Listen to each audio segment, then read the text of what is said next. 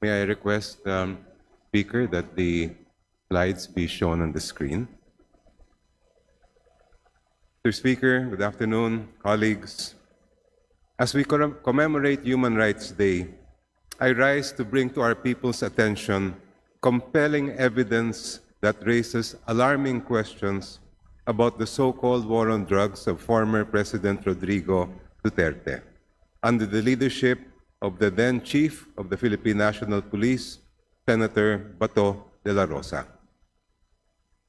Ayon mismo sa Office of the President's 2017 year-end report, as cited by the Supreme Court in Almora versus De La Rosa, mula July 1, 2016 hanggang November 30, 2017, 20,322 tao ang pinatay sa war on drugs ni Rodrigo Duterte. Of the 20,322 persons killed in the first 17 months of the war on drugs, 3,967 Filipinos were killed in police operations and 16,355 in other circumstances. Yung halos 4,000 pinatay sa police operations ang sinasabi ng PNP na quote-unquote nanlaban. Pero may hawak po tayong ebidensya na sinumite mismo ng PNP sa Supreme Court na pinapabulaanan ang alegasyon na nanlaban ang mga suspect na pinatay ng pulis sa kanilang mga operasyon. Ito ang kwento ng isang Colt caliber .45 pistol na may serial number 936185. Isipin po natin, isang baril pero 3 beses daw na-recover sa 3 magkakaibang insidente, sa 3 magkakaibang petsa, sa 3 magkakaibang barangay, at sa 3 magkakaibang nanlaban kuno. On September 22, 2016, based on official police reports, a buy-bus operation was conducted at Barangay Sauyo, Novaliches, Quezon City by operatives of the Novaliches Police Station or PS4. Like so many other buy-bus operations conducted during the war on drugs, nanlaban daw ang suspect. Nambunot daw sila ng baril, kaya sila ay pinatay ng pulis. Ayon sa police reports, isa sa na-recover na baril sa mga suspect ay Colt caliber .45 pistol with serial number 936185. The very next day, Mr. Speaker, September 23, 2016, nagsagawa naman ng buy-bus operation ang mga operatiba ng Talipapa Police Station, PS3, QCPD, sa may Congressional Avenue Extension, Barangay Culiat, Quezon City. Nanlaban din daw ang 2 suspect kaya sila ay pinatay ng pulis at may na-recover na .45 caliber Colt pistol, again with serial number 936185.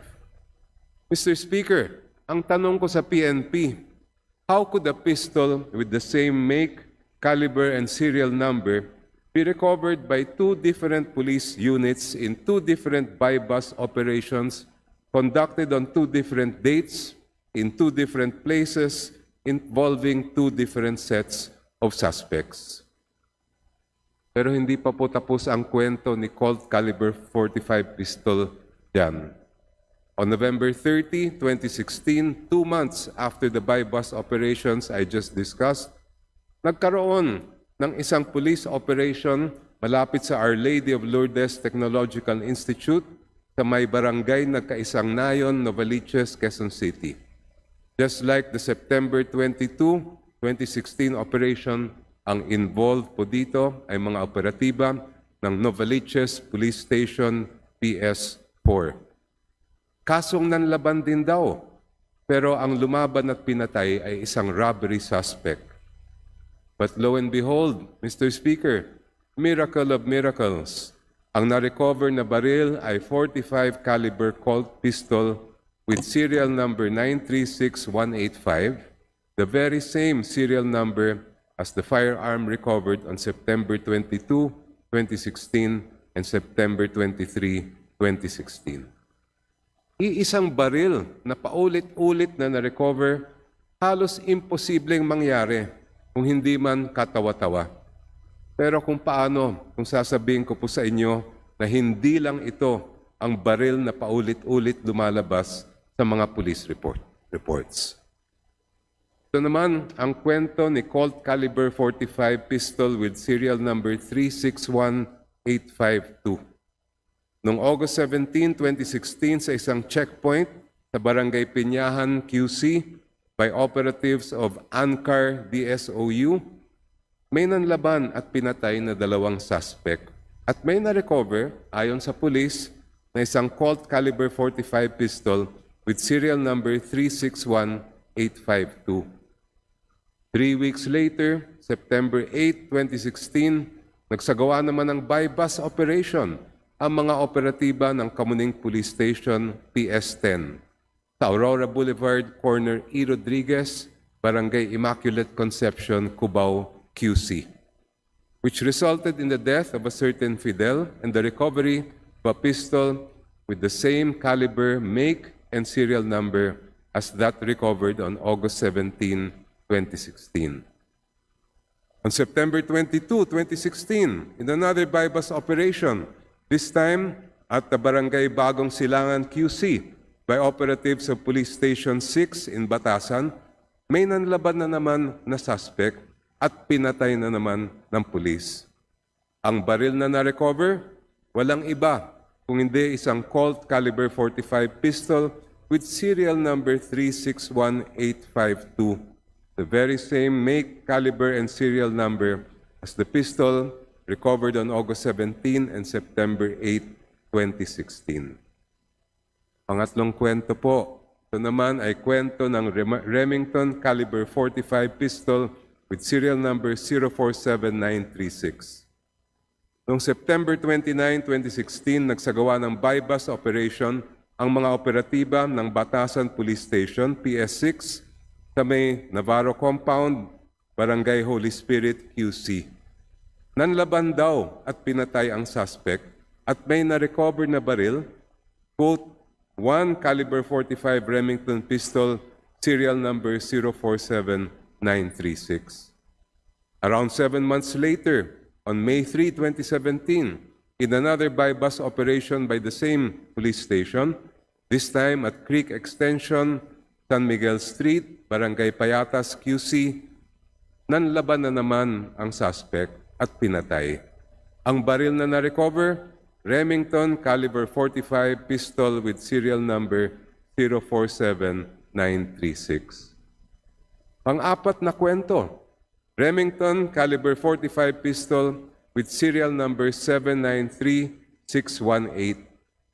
On September 28, 2016, Mr. Speaker, a buy-bust operation was conducted by operatives of the Novaliches Police Station at Area C, Pasacola, Barangay Nagkaisang Nayon, Novaliches, QC, which resulted in the deaths of 5 men and 1 woman.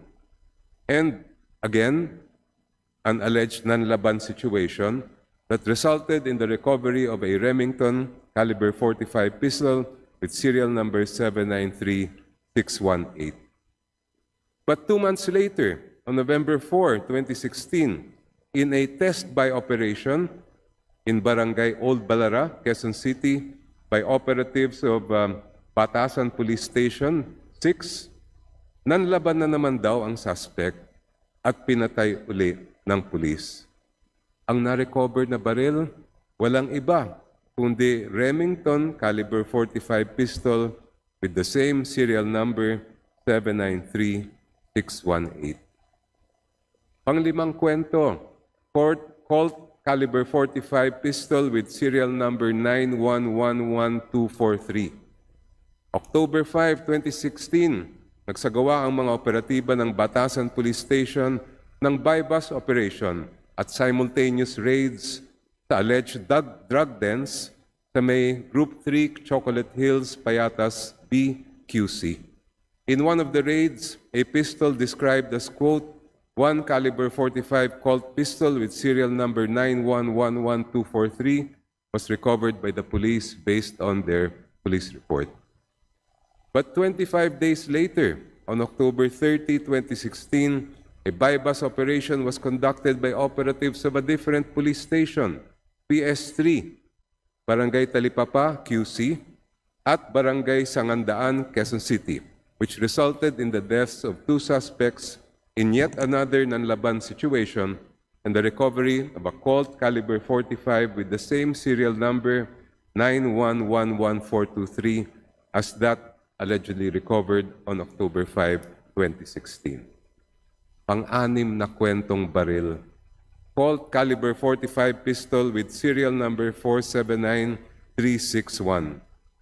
October 8, 2016, Mr. Speaker, nagsagawa ng bypass operation ang mga operatiba ng Masambong Police Station, PS2, QCPD, along Pat Senador Street, corner West Riverside Street, Barangay Del Monte, Quezon City, which resulted in the death of the suspect in another nanlaban case and the recovery of a Colt caliber 45 pistol with serial number 479361. But 2 weeks later, on October 22, 2016, sa iba naman bypass operation na isinagawa ng Novaliches Police Station sa may Barangay Bagbag, Novaliches, which resulted in the death of the suspect and the recovery of the pistol, which, lo and behold, bears the same caliber, make, and serial number as that recovered on October 8 by a different police station.